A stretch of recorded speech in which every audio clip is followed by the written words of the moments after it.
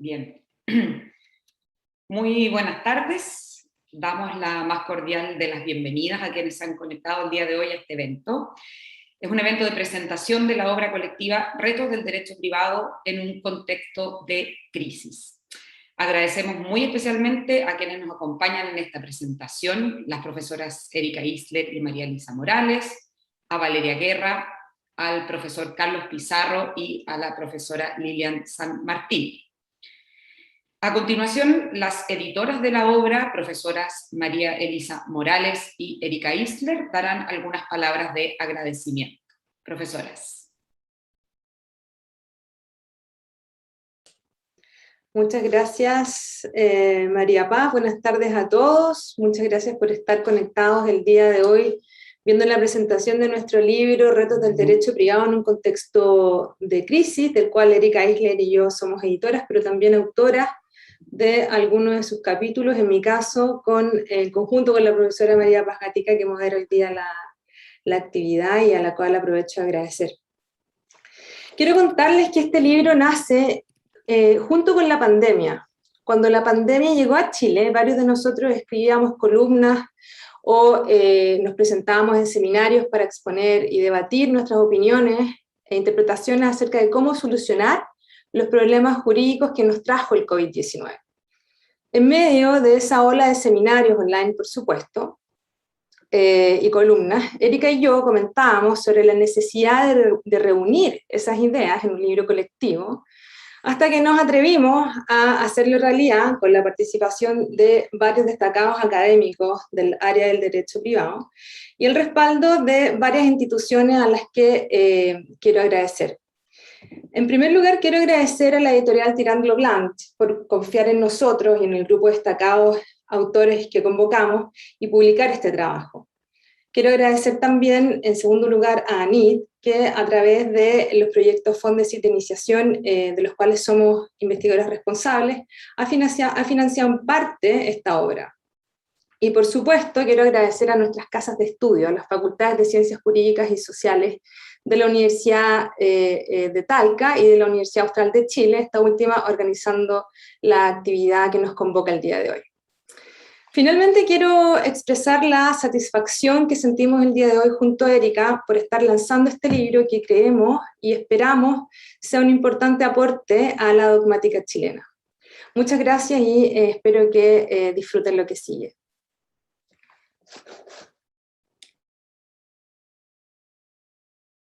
Erika. Muchísimas gracias por la asistencia. Bueno, por supuesto, a los autores que se encuentran presentes, a los profesores además que nos están acompañando, colegas, amigos, estudiantes y al público en general. Seré muy breve, puesto que todos queremos escuchar, ¿cierto?, las presentaciones de los profesores Pizarro y la profesora San Martín, así que seré bastante breve.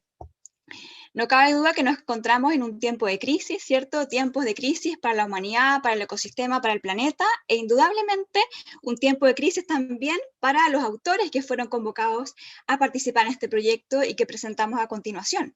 También tiempo de crisis para el equipo de trabajo, ¿cierto?, que nos colaboró en las labores de edición de este proyecto. Y en ese sentido agradecemos a los 22 destacados autores de Chile, Argentina, Colombia y España, que dedicaron parte de su tiempo, que siempre es escaso, pero aún más escaso e incierto en época de crisis, para reflexionar acerca de la reacción del derecho y las instituciones jurídicas cuando es enfrentado y enfrentadas a eventos excepcionales. Cada uno de los autores que han escrito para este libro presenta una vasta trayectoria tanto de la academia como de la investigación, lo que queda en evidencia en cada una de las propuestas que han formulado dentro de este libro y fuera de él.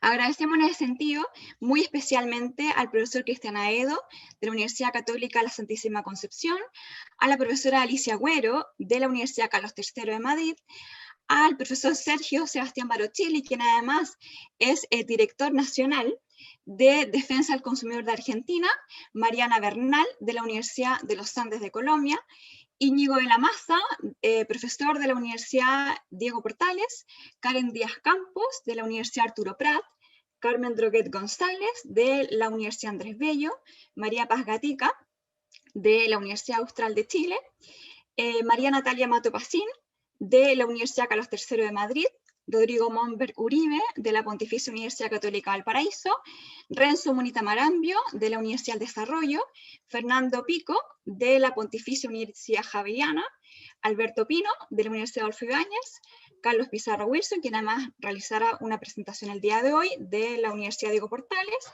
Francisco Rubio Varas, de la Universidad Andrés Bello, Lilian San Martín Neira, de la Universidad Alberto Hurtado, quien también realizará una presentación el día de hoy, Esther Torreyes, de la Universidad de Salamanca, Álvaro Vidal Olivares, de la Pontificia Universidad Católica Valparaíso, Natalie Walker Silva, de la Universidad Andrés Bello, y Sara Subero, de la Universidad Complutense de Madrid.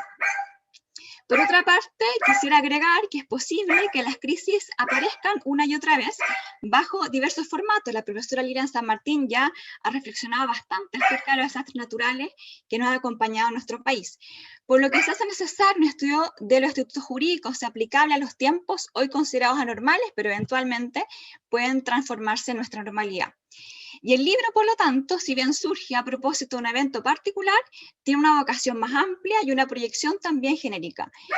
De la misma manera, integran el libro aportes desde el derecho privado, público, de consumo, civil, comercial, administrativo, recursos naturales, sanitarios, etc., considerando en todo caso que la misma conformación de estas categorías ya también ha entrado en crisis. Miramos por último las crisis como oportunidades y este libro es una de ellas. Muchas gracias. Muchas gracias, profesoras Morales e Isler. A continuación, damos la palabra a la directora de Edición y Formación de la editorial Tirant-Loblanche para Chile, Valeria Guerra. Muchas gracias, María Paz. Buenas tardes a todos y a todas. Gracias por esta invitación. Simplemente quería saludarlos y acompañar a las coordinadoras, a las directoras de esta obra colectiva, felicitarlas. Y bueno, me sumo a las palabras y a los agradecimientos a este grupo de prestigiosos académicos. Simplemente aprovecho estos espacios siempre para recordar que Tirant-Loblanche es la editorial académica más prestigiosa de España, de acuerdo al índice Scholarly Publishers Indicators, y según el Consejo Superior de Investigaciones Científicas de España. Por lo tanto, es reconocida en las orientaciones sobre productividad por comités de áreas de la Comisión Nacional de Acreditación de Chile, como también por Fondesit en sus criterios de evaluación curricular de concursos de iniciación irregular, otorgando los máximos puntajes académicos. Nuestras obras, además, se distribuyen en más de 40 países, y contamos con 3 grandes áreas en el grupo editorial. El área editorial, valga la redundancia, que tenemos para destacar que de cada publicación se genera el ebook. Este ebook integra una potente biblioteca virtual que difunde aún más las publicaciones, y en la que se incluyen todas las publicaciones de Tirant desde el 2005.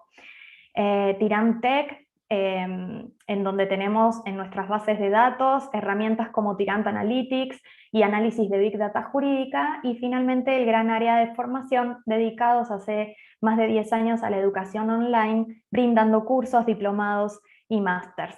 Agradezco nuevamente que nos acompañen esta tarde, y bueno, también me sumo a lo que decía la profesora Erika Isler, en el sentido de que queremos escuchar a los presentadores, que son quienes saben, a los especialistas que nos van a ilustrar esta tarde, y felicitarlas nuevamente por esta iniciativa que ha sido sin dudas muy fructífera y muy útil para la ciencia jurídica, este aporte que han realizado. Así que bueno, las felicito nuevamente y que tengan muy buenas tardes. Muchas gracias, Valeria. A continuación, presentará la obra Retos del Derecho Privado en un contexto de crisis el profesor Carlos Pizarro. El profesor Pizarro es abogado y doctor en Derecho por la Universidad de París II, Panteón Assas. Es profesor de Derecho Civil en la Universidad Diego Portales y en la Universidad de Chile, y es también secretario ejecutivo e investigador de la Fundación Fernando Fuello Laneri. Profesor Pizarro, tiene la palabra. Muchas gracias, profesora Gatica. También quiero agradecer, por cierto, la invitación que me extendiera la profesora María Elisa Morales y la profesora Erika Isler a presentar este libro. Es sin duda un privilegio poder hacerlo. Bueno, quisiera partir señalando cuestiones más bien generales de lo que me suscita, ¿no?, una obra como esta, que tiene que ver justamente con la urgencia y el derecho, ¿no? El derecho en general, y aquel de las obligaciones en particular, asume la urgencia, me parece a mí, con una cierta incomodidad, a la cual debe hacerse frente, la cual debe asumirse como un mal necesario, y normalmente se hace con las figuras jurídicas, las mayorías viejas, ¿no?, tales como la imposibilidad o la fuerza mayor y caso fortuito, que atraviesa toda esta obra, ¿no? Casi en ninguno de los artículos está ausente la referencia a la fuerza mayor y el caso fortuito en este contexto de crisis que nos ha tocado vivir. Y otras también, ¿no?, como la imprevisión, o incluso algunas que no se mencionaron o de manera muy tangencial, la frustración del contrato, adaptándose a ámbitos particulares, ¿no?, como ocurre con los consumidores, aquellos contratantes débiles, o incluso la atención de pacientes en condiciones de pandemia. La urgencia entonces provoca un estado de alarma que agita también al legislador e inquieta a los profesores, a los juristas y profesionales del derecho, ¿no? Es una situación, como decía, que incomoda, alerta y al mismo tiempo genera la necesidad de acciones como esta obra, donde se intenta responder sin duda a este contexto de crisis y de urgencia. En ciertos casos, algunos se precipitan a elaborar proyectos de ley, ¿no?, como ha ocurrido aquí en Chile. Creo que varios de los textos aluden a eso, ¿no? Incluso el primero, elaborado por los profesores de la MASA y Vidal, hacen un recuento de varios de los proyectos de ley e iniciativas legislativas que pretenden responder a esta situación de pandemia. También hay un cierto clamor por leyes especiales que pudieran tratar la problemática del impacto de las medidas sanitarias y detrás de ella como causa de la pandemia en materia contractual o incluso de ciertos contratos en particular. Se mencionan de manera recurrente los créditos y, diría yo, la VEDET en cuanto a los contratos de la problemática en el derecho de las obligaciones, cuál es el contrato de arrendamiento. Sin embargo, los artículos extranjeros, particularmente de España, ¿no?, nos muestran que quizás no hayan sido tan beneficiosas para aquellas personas que supuestamente debían protegerse, aquellas iniciativas legales que tuvieron lugar tanto en el ámbito hipotecario, por ejemplo, o en el ámbito crediticio, o incluso en materia de arrendamiento, ¿no? En otros casos también los profesores nos agolpamos a leer reglas del código que se habían olvidado o que estaban ahí tranquilas, ¿no? Sin duda la fuerza mayor en el ámbito del derecho civil no ha sido una protagonista en la jurisprudencia chilena. Sin embargo, hoy la revitalizamos de manera muy intensa, ¿no? Desempolvando instituciones o interpretándolas de manera útil para resolver lo contingente, y ahí tratando de dar respuesta a clientes que no cesan de clamar por la anhelada y deseada certeza jurídica y quizás la predictibilidad de lo que ocurriría, de lo que acontecería en el caso de judicializarse los problemas, ¿no? ¿Acaso la urgencia, me pregunto, no es la causa de subversión del derecho, incluso afectando los principios más fundamentales del derecho de las obligaciones?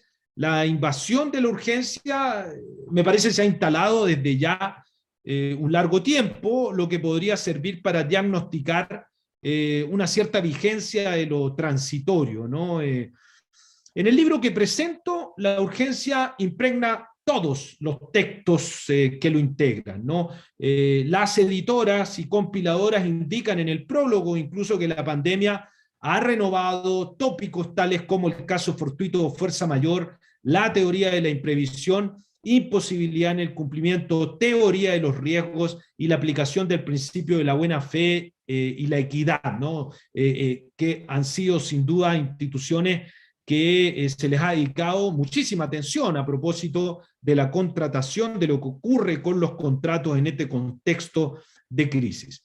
La obra también que presento lleva por título Retos del derecho privado en un contexto de crisis. Me parece a mí que no debe haber sido fácil escoger el título, y creo que lo que seguramente lo complicó más es la última parte del texto, puesto que se analizan cuestiones que no calzan tanto con el derecho privado, sino que obviamente están en otra disciplina, ¿no? Me parece también que la obra tiene un plan armonioso, las primeras partes bastante clásico en cuanto a su estructura, ocupándose de los asuntos relacionados con el derecho de los contratos, la responsabilidad civil, particularmente diría yo más bien la cuestión médica, ¿no? De los pacientes, el derecho del consumo, y este último capítulo dedicado a la interacción entre el derecho público y privado, ¿no? La edición me parece prolija, ¿no? y esmerada. Ahora quisiera hacer algunas comentarios, ¿no? sobre los textos en particular, como les decía, de la Masi Vidal, que inauguran el libro, anuncian otra pandemia, aquella del incumplimiento y los efectos en los más vulnerables, los consumidores de créditos y arrendatarios, y como les decía, hacen un diagnóstico de los proyectos en trámite, la verdad que ninguno ha dado la luz, y pareciera que anhelan una ley especial, y tratan de realizar un ejercicio comparado con lo que ocurre en España y Alemania, lo que para estos autores sería necesario en Chile. Se ocupa en lo fundamental de las iniciativas legales a propósito del estado de emergencia y algunas resoluciones administrativas. Y luego se trata del problema particular del arrendamiento, lo que los mismos autores han tratado en otros artículos o crónicas periodísticas jurídicas, columnas de opinión, y se finaliza con el contrato de préstamo y el proyecto de ley de suspensión de las medidas judiciales de embargo de bienes de lanzamiento. Es un artículo mayoritariamente descriptivo y centrado en las iniciativas legislativas, de las cuales ninguna ha decantado en ley. El profesor Monberg, por su parte, toma dos instituciones icónicas del derecho civil, la fuerza mayor y la imprevisión en tiempos de pandemia. La pregunta sobre la pandemia como fuerza mayor se distingue de manera correcta, creo yo, ¿no? de las medidas sanitarias, lo que a veces ha constituido un error común, tendiendo a confundir dos cuestiones, ¿no? que son diametralmente distintas, la pandemia y lo que son las medidas sanitarias consecutivas a esa realidad. Bueno, en cuanto a la imprevisión, sin duda que el profesor Monberg es un experto, retoma con una facilidad, ¿no? lo que sabe y lo explica de manera didáctica aplicado al caso de la pandemia. Su vaticinio en cuanto a las dificultades para configurar la fuerza mayor y aún más la imprevisión por quienes pretendieren valerse de ella, no cabe más que coincidir, ¿no? Bueno, luego sigue mi artículo, pero ese no me voy a ocupar, simplemente menciono que retomo la idea del profesor Cyril Grimaldi en cuanto a considerar la fuerza mayor desde la perspectiva del acreedor, es decir, aquel que tiene un derecho y que no puede ejercerlo en razón, ¿no? de un impedimento que calza con la noción de la fuerza mayor, que es un tratamiento muy distinto al clásico al entender la fuerza mayor desde la perspectiva del deudor. El profesor Rubio Varas trata un tema, la verdad que no ha capturado la atención en la doctrina, creo yo, a propósito de la pandemia, que es la interpretación del contrato, ¿no? Debe dársele una particularidad a las reglas de interpretación de los contratos en tiempos de pandemia, aunque sea poco rutinario, el autor parte tratando la buena fe, ¿no? Porque como no es un criterio de interpretación de los contratos reconocido expresamente, normalmente se empieza con las reglas que están previstas en los artículos 1560 y siguientes, y ahí el autor escoge ciertas reglas que las describe de manera breve. Simplemente yo diría que se echa de menos que hubiera conectado más eso que pretendía, ¿no? La idea de revisar la interpretación de los contratos en cuanto al fenómeno, ¿no? De la pandemia. La profesora Lilian San Martín va a tratar del que quizá haya sido el problema más álgido y más estudiado, diría yo, a propósito de la pandemia, el arrendamiento frente al COVID-19. Analiza el problema de las distintas aristas que proporciona el derecho de los contratos con una línea temporal para acoger o no la fuerza mayor y alineando eso con la teoría de los riesgos y las reglas particulares del arrendamiento y con un detallado análisis del artículo 1932. Yo comparto el análisis que ella hace y en gran medida creo que lo comparte la doctrina chilena, con algunos matices, ¿no? Alcalde creo que tiene un cierto matiz ahí que cabría destacar.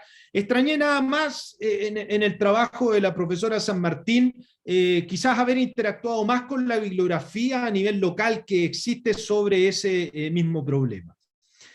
Compartiendo, por cierto, lo sustantivo de lo que ella afirma, ¿no? En el derecho de daños, que es la segunda parte del libro, la cuestión se centró en gran medida en la responsabilidad asociada a la atención médica. Edu y Munita se ocupan en términos amplios, bien lograda la parte de la causalidad y las causas alternativas y su relación con la culpa, en términos dogmáticos, la verdad que destaca el análisis, ¿no?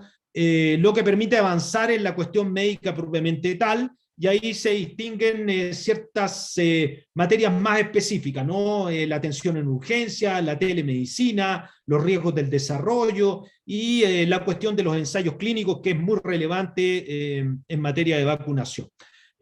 Ambos autores habían tratado esto en columnas también anteriores, y por eso que creo que se logra una armonía y decanta bien ese texto, lo que da un resultado balanceado e interesante. Alberto Pino, por su lado, nos propone un análisis del contagio a propósito del COVID. Me pareció interesante la temática, ¿no? Pero realiza, para llegar ahí, un repaso de conceptos asociados a la imputación subjetiva, la culpa infraccional, el deber de diligencia y el dolo. Yo creo que ahí el título es algo equívoco, ¿no? Pues va más allá del caso inicial, el contagio a otro, lo que se aleja del tratamiento de la lex artes médica, cuyo nexo con lo anterior es algo, me parece, artificial, ¿no? Lo mismo quizás se pueda predicar de los productos farmacéuticos. Y termina con los otros elementos de la responsabilidad, el daño y la causalidad, ¿no? Quizás se intentó abarcar más de lo que era necesario, ¿no? En el artículo en concreto, puesto que no había tanto espacio, ¿no? Para tratar todos los elementos de la responsabilidad civil a propósito de la problemática del contagio.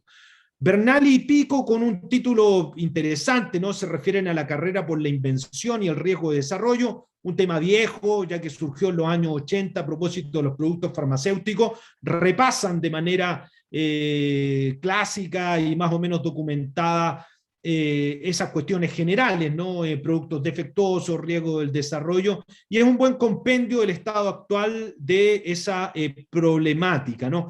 Nuevamente, quizás habría sido esperable una conexión más intensa con el problema del COVID, ¿no? Y el análisis de los contratos celebrados por los estados en el caso de la compraventa de las vacunas, donde abundan cláusulas de exclusión de responsabilidad en ese tipo de contratos, por lo menos en el caso del Estado chileno, donde los contratos son exageradamente leoninos, la verdad, para el comprador. Llegamos al texto de las profesoras Gatica y Morales, plantean algunos problemas del derecho de consumo frente a la crisis.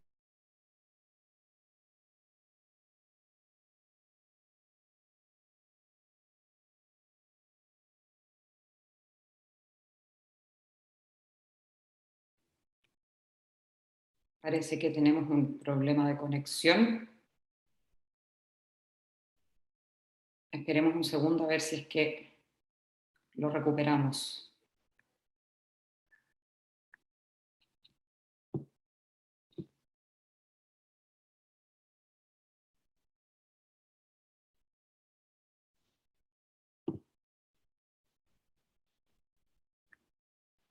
unos minutos más.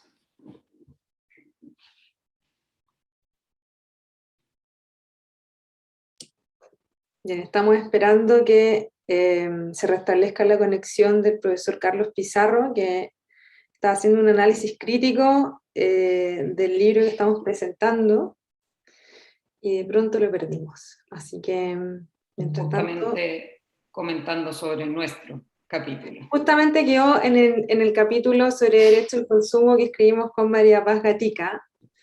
No sé si eso fue divino, no sé, esperemos que se vuelva a conectar. Ahí está. Ahí está, para que retome su análisis entonces desde el artículo de María Paz Gatica. Me desconecté. No estaba haciendo ni crítico ni nada, no me hayan desconectado ustedes por algo particular. No, bueno, estaba en el artículo de las profesoras que están acá presentes, de hecho la profesora Gatica y Morales, les decía que me había resultado muy interesante la parte dedicada a los vuelos, la verdad, que es muy práctico y me pareció interesante y con un acopio ahí bien relevante, ¿no? Por lo menos para mí sentí que era la parte más lograda de este artículo en coautoría. Bueno, luego está Parolecci, que se ocupa de lo mismo en Argentina. Me gustó el tratamiento del problema, quizás porque yo soy un obsesivo de los títulos, ¿no? Entonces tiene, por un lado, una cuestión sociológica en cuanto a lo que la pandemia reafirmó, lo que urgió, lo que provocó y el desafío que originó, ¿no? Y esa forma de tratarlo me pareció muy original. Y también vuelve sobre un tema que yo diría que está bien a la moda, que es la cuestión de los consumidores hiper vulnerables. Ya cruzando el charco, ¿no? Nos metemos en el COVID y España, ya algo anuncié, ¿no? Natalia Mato nos informa sobre la normativa COVID en España y se centra en la imposibilidad de cumplimiento de los contratos de consumo. Diría yo que ahí lo más relevante, ¿no? Es tratar de entender que a partir de la distinción de varios tipos de contratos, que ella define tracto sucesivo, aquellos de viaje combinado, luego repasa varios aspectos de la normativa especial, corroboran en realidad que la normativa termina perjudicando o no siendo favorable al consumidor, ¿no? Lo cual es bastante deprimente para sobre todo quienes plantean que la solución estaba en una ley especial. También de España la profesora Agüero se ocupa de los préstamos hipotecarios y la moratoria legal y llega a la misma conclusión, ¿no? A partir de los requisitos, de las hipótesis, se concluye una vez más que no se favorece a los consumidores. La profesora Isler realiza un análisis de la pandemia y los regímenes de garantía en consumo, la verdad que se refiere a la garantía legal, ¿no? Arranca con una introducción sobre esa materia, se justifica la negativa a la extinción de la garantía por la mera ocurrencia de la pandemia o las medidas sanitarias, y entra ahí ya al problema que atraviesa todo el libro, una vez más, la fuerza mayor, y particularmente se ocupa de la cuestión de la suspensión del cómputo del plazo de la garantía legal a través de un análisis comparado, y además, creo yo, se coloca en un terreno que sin duda que le es cómodo a la autora por lo que ha escrito, discurriendo sobre las razones para justificar la suspensión del plazo debido a la imposibilidad de hacer valer la acción y derecho derivado de la garantía legal, ¿no? Es decir, lo trata de la prescripción. Esther Torrelles analiza la acción directa e indirecta, una forma interesante de denominar el problema ante la falta de conformidad, pero se inquieta también, o quizá de manera más precisa, por la garantía legal y la suspensión del plazo, llevando a cabo un ejercicio de derecho comparado español y chileno. El libro termina con artículos, como ya lo anuncié, dedicados a interrelaciones entre el derecho público y el privado, si es que esa división no es todavía posible, viable de plasmarla, ¿no? Y tal como indican las editoras y compiladoras, esta distinción está superada, ¿no? Pero para algo sirve, ¿no? Para explicar que no es derecho civil o derecho privado puro y duro, ¿no? Sara Subero escribió sobre derecho, técnicas de reproducción humana asistida y COVID-19. Me pareció novedoso este artículo, interesante, aunque difícil de compartir las posibilidades de hipótesis de responsabilidad civil en ese escenario, ¿no? Por la frustración de que no se lleven a cabo las técnicas contratadas en tiempo y forma, más aún, como se indica ahí, que no existiría un derecho a tener descendencia. Carmen Droguet y Natalie Walker se dedicaron a la información en tiempos de pandemia, ¿no? Sobre todo ahí a Carmen Droguet, es muy familiar el tema porque tiene un libro, y Natalie Walker también está mucho en ese ámbito de análisis. El título me pareció un poco largo, ¿no? Quizá demasiado, pero explicativo e ilustrativo, es prácticamente un párrafo, ¿no? Y la pandemia, qué duda cabe, trajo y colocó a prueba los derechos fundamentales dadas las restricciones sanitarias y en lo que importa al trabajo, la disyuntiva vinculada entre el tratamiento de los datos personales de los pacientes y el derecho a la información. Me pareció interesante el artículo, la verdad, el método que escogieron, ilustran su análisis además a partir de un caso práctico. El último trabajo, también bien novedoso, es de Karen Díaz, y es sobre el agua como derecho humano, el derecho al acceso al agua en un contexto de crisis hídrica, y también lo que ella denomina el saneamiento como derecho humano en tiempos del COVID. Es de extrema actualidad ante la crisis que ella misma retrata, el país se está secando, más aún si las medidas sanitarias eficaces exigen justamente, por ejemplo, el lavado frecuente de manos, ¿no? Si no hay agua es difícil cumplirlo. Como bien demuestra la autora, se trata de un asunto de la mayor importancia y su propuesta es considerarlo, el acceso al agua, como un derecho fundamental. Esa es la tesis, ¿no? que intenta defender. En suma, me pareció interesante el libro, lo leí a mata caballo, entre miles de cosas, como siempre que a uno le corresponde, pero la verdad que lo disfruté, me parece que es un libro que fluye y que efectivamente puede ser muy útil, más allá de un contexto de crisis desencadenado por el COVID-19. Bueno, reitero mis agradecimientos a las profesoras Isler y Morales por esta invitación y espero haber cumplido con sus expectativas. Muchas gracias. Muchísimas gracias, profesor Pizarro, por sus interesantes reflexiones y su presentación. Y a continuación presentará una síntesis de su contribución a la obra la profesora Lilian San Martín. La profesora San Martín es abogada y doctora en Derecho por la Universidad de Roma Tor Vergata. Es profesora de Derecho Civil y directora de investigación de la Facultad de Derecho de la Universidad Alberto Hurtado. La contribución de la profesora San Martín, que ha tenido ya un importante impacto en el medio, se titula El contrato de arrendamiento de locales comerciales frente al COVID-19. Profesora San Martín, tiene la palabra. Hola a todos, buenas tardes. Comienzo por saludar y agradecer a las editoras del libro por haberme invitado a participar de esta instancia y sin duda por haberme invitado a participar al escribir del libro. La verdad es que en un contexto como en el que nos encontrábamos el año pasado, quienes además tenemos personas a nuestro cuidado, no era fácil sentarse a poner en el papel, ¿cierto?, las ideas que uno venía trabajando, y entonces yo tenía todas estas ideas en la cabeza sobre lo que tenía que ser la solución, a mi juicio, ¿no?, discutible, conversable. De hecho, presenté en algún seminario también, y entonces no me decidí a escribirlo justamente porque no tenía la urgencia y entonces lo dejaba de lado. Y este libro fue la ocasión para poner por escrito todas estas ideas, y creo que desde esa perspectiva entonces estoy enormemente agradecida por las editoras, porque ellas me instaron a escribirlo. Erika fue particularmente incisiva con que sí, con que me esperaban para participar y todo ese tipo de cosas.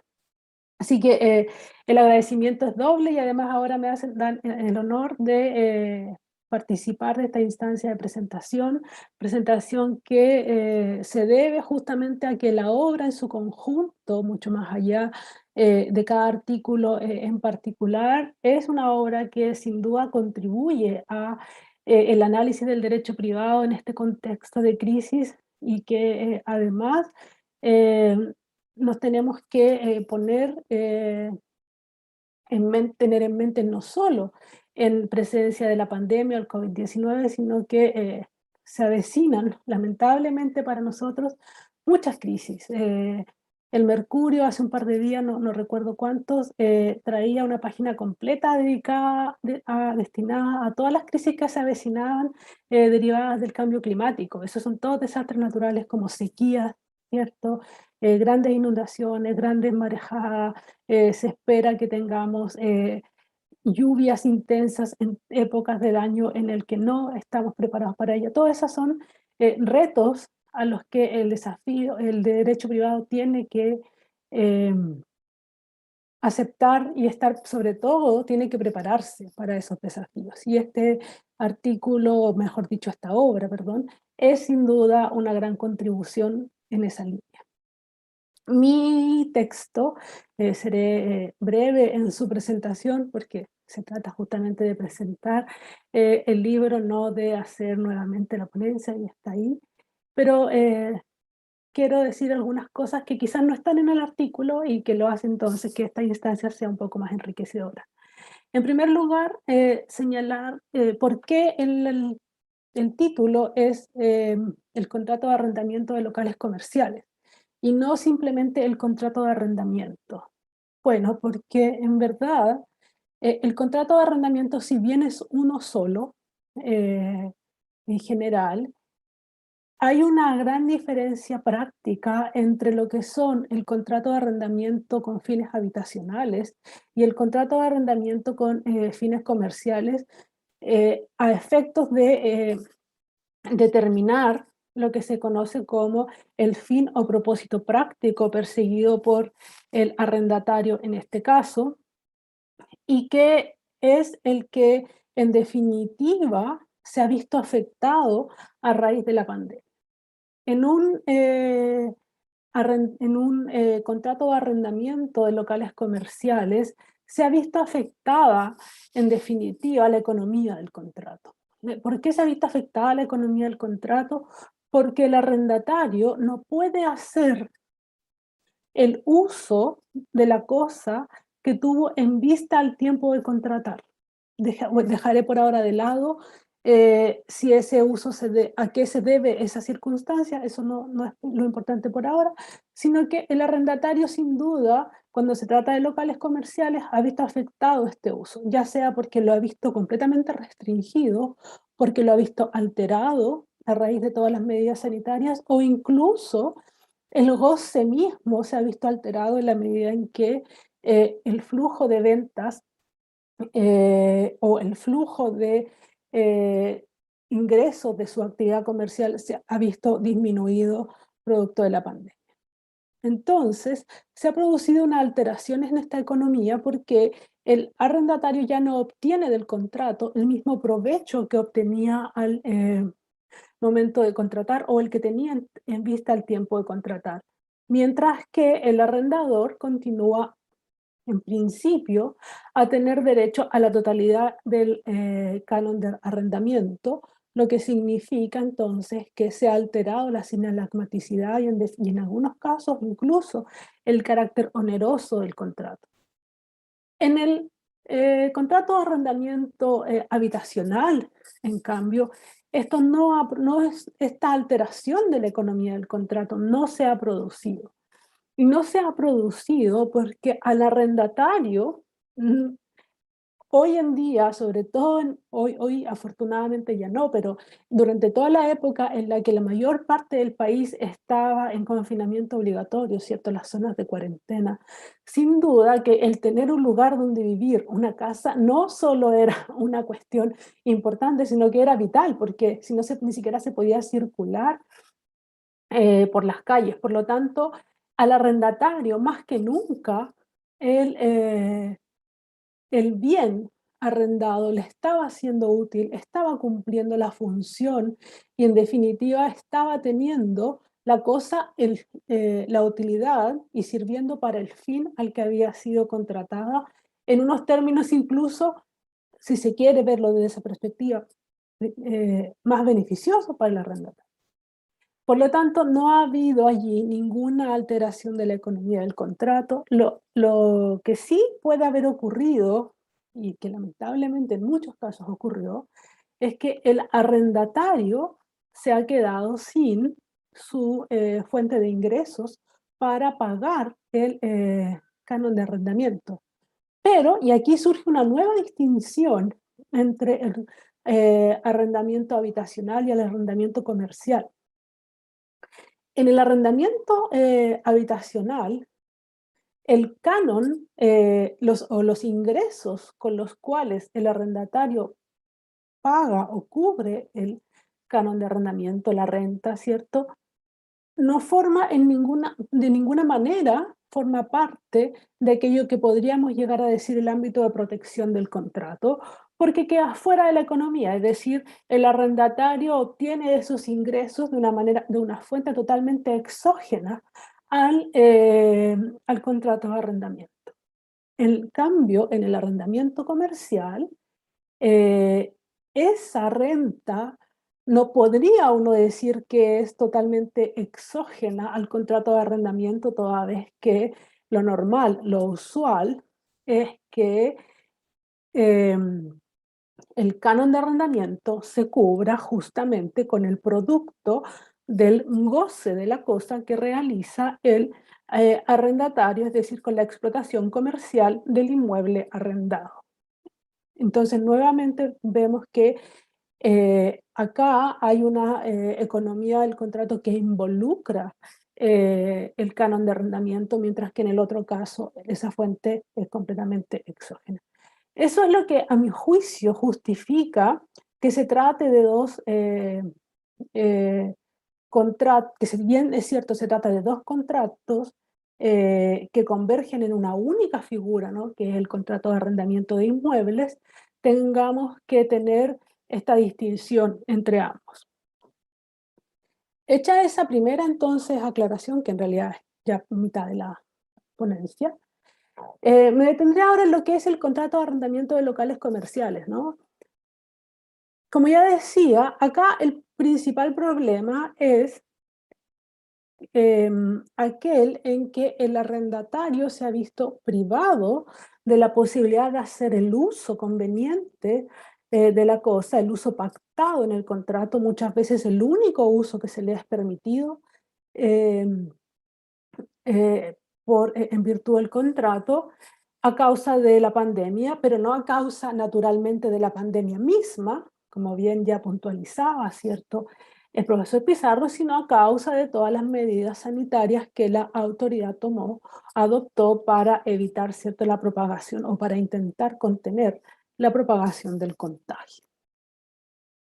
En ese sentido esa es la situación más grave, es decir, el arrendatario que se ha visto completamente privado del uso de la cosa, aquel que se ha visto en el que, y está también aquel que se ha visto limitado el uso de la cosa, ya sea porque se declararon los toques de queda, entonces que redujeron el tiempo de operación de la actividad comercial, o también porque hay restricciones de aforo, ¿cierto?, que impiden realizar el mismo uso que se realizaba con anterioridad, etc. En todos estos casos, en definitiva, la pregunta que surge es si es que, habiendo sido sensiblemente afectado el uso que el arrendatario puede hacer de la cosa, queda él obligado en los mismos términos pactados en el contrato para con el arrendador a pagar el canon de arrendamiento. Esa es fundamentalmente la pregunta. Ahora, si nosotros nos vamos a la teoría general del contrato, si lo miramos así de una manera bastante abierta, sin entrar en el contrato de arrendamiento, uno tendría que decir, bueno, sí, queda obligado, porque en realidad él pactó una obligación de dinero y está completamente obligado a ello. Desde otra perspectiva, un poco más también abierta, pero un poco más benigna, alguien podría decir, mira, aquí en realidad lo que opera es un criterio debe operar un criterio de colaboración, y por lo tanto ambas partes deben soportar el riesgo de una situación que es completamente exógena e imprevista para ambos, y por lo tanto procedería a la adecuación del contrato. Entonces eso es lo que muchas han propuesto a través de esta idea de que aquí tendríamos que aplicar teoría de la imprevisión, ¿cierto? Y tenemos que proceder a la adecuación del contrato, cuestión que resultaría justificada a la luz de criterios de buena fe y deberes de colaboración. Y otro camino, que es el que varios de nosotros seguimos, es intentar resolver esto a la luz de la normativa que el Código Civil ya contiene desde 1855, ¿cierto? Justamente para las vicisitudes que sufre el contrato de arrendamiento. Y en ese sentido, a mí me parece que la norma que surge con claridad en este caso es el artículo 1932 del Código Civil. ¿Por qué? Porque este artículo está dado justamente para eso, para gobernar los riesgos que las partes deben enfrentar durante la vida del contrato, para gobernar las vicisitudes contractuales en el contrato de arrendamiento. Ahora, la doctrina hay una doctrina que ha criticado esto. El profesor, por ejemplo, Jaime Alcalde, sostiene que aquí estamos haciendo una aplicación no adecuada del artículo 1932, porque él sostiene que este artículo en realidad estaría dado únicamente para las vicisitudes que afectan el goce de la cosa en términos materiales, y no para aquellas contingencias de tipo jurídico, como sería el caso del COVID-19. Algo similar sostenía el profesor Rodrigo Momberg en un seminario en el que los dos participamos en mayo del año pasado, es decir, cuando esto recién partía, organizado por la Universidad Externado de Colombia. Y conocida es también la disputa que hay, ¿cierto?, en España relativa a este punto.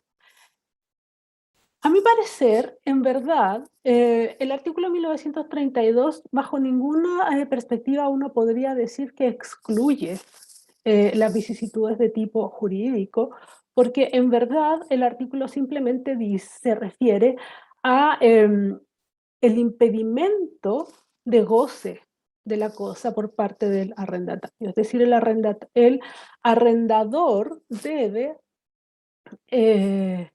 al arrendatario garantizar el goce de la cosa. Esa es la obligación principal, porque la obligación principal del arrendador está en el artículo 1915, cuando dice que el arrendador se obliga a entregar el goce de una cosa y el arrendatario a pagar por ese goce. Entonces allí tenemos que encontrar la obligación principal del arrendatario, que luego del arrendador, perdón, que luego se desglosa en una serie de obligaciones que nunca pierden de vista este norte, que es que el arrendatario pueda gozar.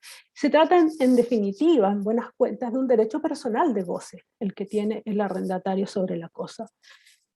Lo que incluye el poder usar de ella y gozar, ¿cierto?, con los límites que el contrato le impone, pero es el poder gozar de la cosa el que le autoriza, ¿cierto?, poder realizar la explotación comercial del inmueble y hacer suyos los frutos que de esa explotación provengan. De manera tal que las alteraciones que este goce sufra, que no sean imputables al arrendatario, son cuestiones que constituyen riesgos que deben ser arbitrados por el contrato. Y es ahí donde se inserta el artículo 1932, es decir, en aquellas contingencias que alteran el goce de la cosa por parte del arrendatario, que son exógenas a él, por supuesto, porque si fueran de su incumbencia, él tendría que soportar ese riesgo, desde luego, no tendríamos este problema, y aplica, ¿cierto?, para todas estas cuestiones una máxima que viene del derecho romano, que es res perit locatoris, es decir, entiende que los riesgos que afecten a la cosa corren de cargo del arrendador. Locator, que es el arrendador, ¿cierto? De hecho, en portugués, por ejemplo, arrendamiento todavía hoy en día se dice locação, es decir, recuerda todavía la palabra romana para referirse a esta figura. De manera tal que aquí lo que convergen en esta problemática son dos figuras. Por un lado, la teoría de los riesgos, con la consecuencia de que res perit locatoris, y por otro lado, ¿cierto?, la figura del contrato de arrendamiento como un contrato de carácter sinalagmático, conmutativo y además de tracto sucesivo. Y que tiene otra característica fundamental, y con esto ya voy a ir cerrando, que tiene como característica el ser un contrato oneroso. Nosotros tendemos a confundir oneroso con conmutativo, pero la definición de oneroso es la siguiente: los contratos onerosos son aquellos en que ambas partes se gravan recíprocamente, una en beneficio de la otra. Luego están los contratos en los que hay además conmutatividad, en que estos gravámenes o las prestaciones recíprocas son equivalentes. Pero la onerosidad no se mira solo por el beneficio, no se mira por el beneficio, se mira por el gravamen. Por lo tanto, si en un contrato solo una persona se grava, como sería el arrendatario, mientras que el otro solo recibe beneficios, se altera esta idea de la onerosidad.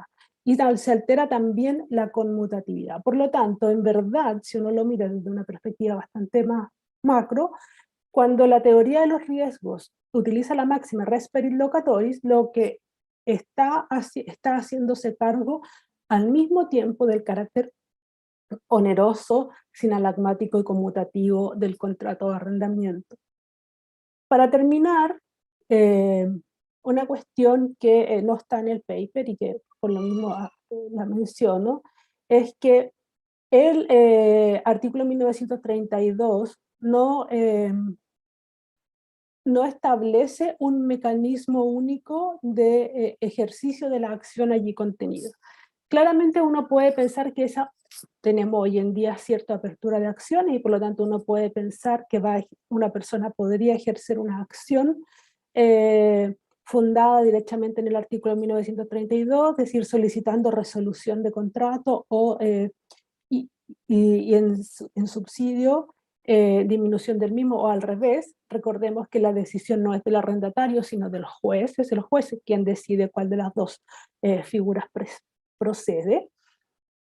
Pero también podría ser, y creo que será lo que ocurra en caso de judicializarse estas situaciones, en que frente a una demanda de terminación de contrato por incumplimiento o de indemnización de perjuicios o de otra figura, el arrendatario oponga una excepción fundada en el artículo 1932. Podría uno pensar, ¿no?, que va a poner una excepción del artículo 1932, o, alternativa 2, una contrademanda fundada en el artículo 1932. Es decir, aquí ya estamos entrando en los terrenos procesales, que también son los que interesan mucho, ¿cierto?, a los litigantes, porque desde el punto de vista sustantivo la solución es esa, pero luego tengo que saber cómo hacerla valer. Bueno, quedo disponible para contestar si es que hubiera alguna pregunta. Muchas gracias nuevamente a las editoras por la invitación y les deseo a la obra y a la editorial el mayor de los éxitos con esta publicación. Muchas gracias, profesora San Martín, por su excelente presentación. Y con esta exposición, entonces, vamos a dar término a la presentación de este libro. Muchas gracias a quienes nos han acompañado esta tarde y especialmente a Valeria Guerra, a las profesoras Morales, Isler y San Martín y al profesor Pizarro. Agradecemos finalmente y como siempre a la Oficina de Vinculación con el Medio de la Facultad de Derecho de la Universidad Austral de Chile por su impecable trabajo y apoyo, y les deseo que tengan a todos y todas muy buenas tardes.